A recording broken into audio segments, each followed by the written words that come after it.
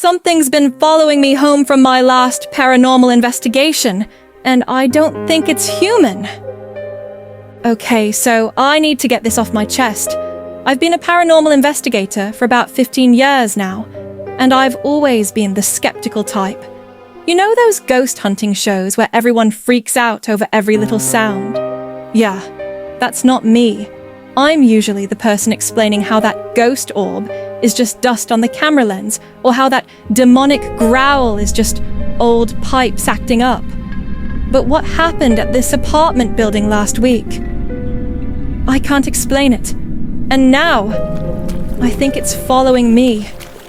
It started with what seemed like a routine call. This woman, Sophia, contacted our agency about some weird stuff happening at her family's apartment building. They'd just finished renovating it, and tenants were complaining about the usual things. Strange noises, scratching in the walls, voices at night.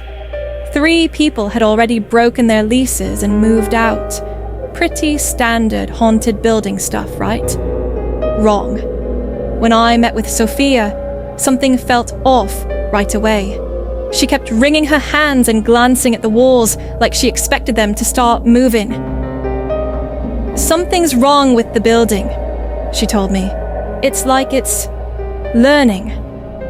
Then she told me about this elderly tenant, Mrs. Chen, who heard her dead husband calling from the courtyard. When Mrs. Chen looked outside, she saw him waving from behind some hydrangeas, except there weren't any hydrangeas in the courtyard. Never had been. I set up my equipment in Unit 4B, where most of the weird stuff was happening. The previous tenant had bailed so fast they left most of their furniture behind. Red flag number 1, right? During my initial walkthrough, I noticed these weird gouges in the walls. They were way too high up for an animal, and they weren't random. They looked almost like writing, but no alphabet I'd ever seen. I did some digging into the building's history, but there wasn't much. Built in '62, normal residential stuff since then. The only weird thing was these underground utility tunnels they sealed off in the '70s because people kept hearing kids' voices coming through the vents. Creepy, but nothing too unusual for an old building. That first night started quietly enough. I had all my usual gear set up. EMF meters, thermal cameras, motion sensors, the works. Around 8 p.m. the banging started. But here's the thing, it wasn't random. It had this pattern. 3 quick knocks, pause, 2 slow ones. Over and over. I followed the sound with my thermal camera, but got nothing. By 9:30, things got weird. Like, really weird. It sounded like someone was dragging furniture around, but the apartments on both sides were empty. Then I heard this laugh. Guys, I've heard a lot of creepy stuff in my career, but this laugh made my skin crawl.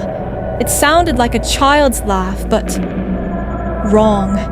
Like something was trying to figure out how human laughter should sound. I tried to get some sleep, but I kept dreaming about faces pressed against the windows. Sometimes it was my face, sometimes a stranger's, sometimes just emptiness in the shape of a face. The next night, Sophia told me they'd heard people calling for help from the courtyard. Different voices, a man, a woman, then their own voices. Her voice. Her mother's voice. Even her 5-year-old nephew's voice. That's when things went from creepy to terrifying.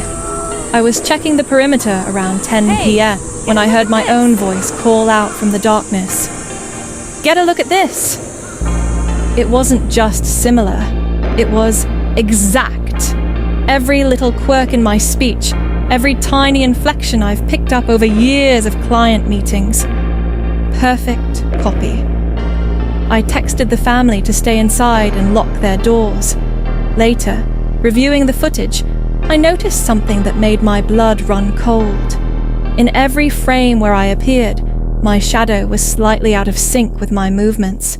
Just a fraction of a second, but enough to notice. Then it followed me home. 2 days later, I found this perfect square hole in my backyard. 2 feet by 2 feet, edges clean like someone used a giant cookie cutter on the ground. I set up a camera pointing at it, and what I caught on video, I still can't process it. This mass of darkness rose up from the hole, but it didn't just climb out, it unfolded, like watching spilled ink flow in reverse. It kept changing shape, 1 second human-sized, the next like some kind of snake thing.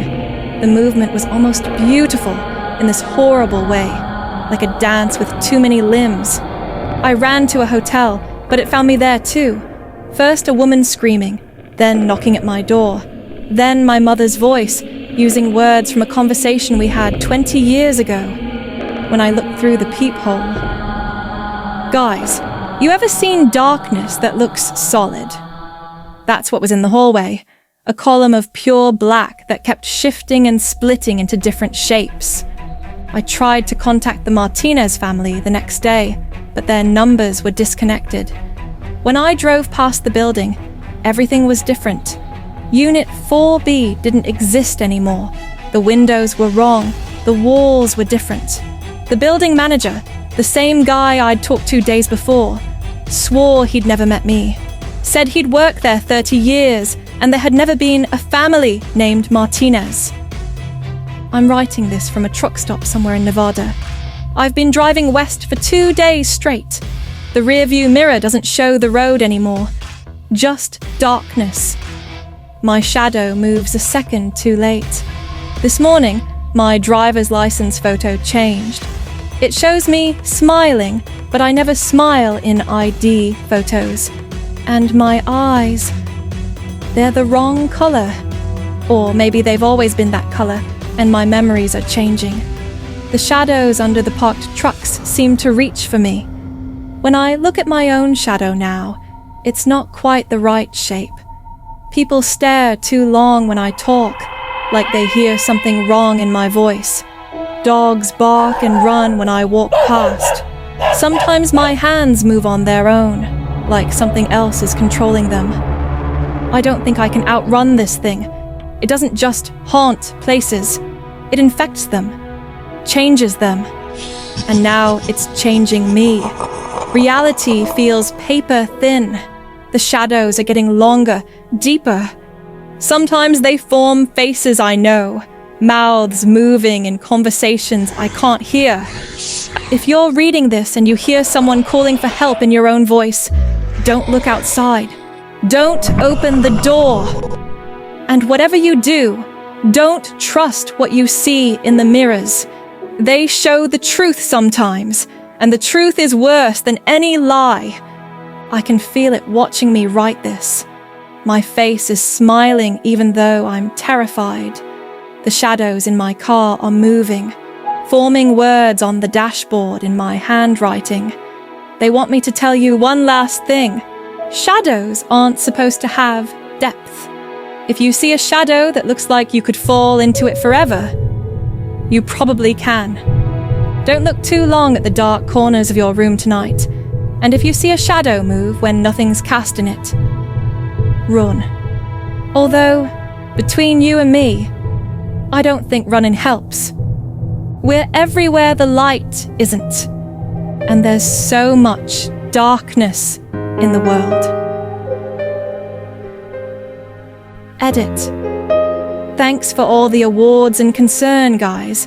To those asking if I'm okay, I don't know anymore. The person writing this might not even be me. Check the timestamps on my comments.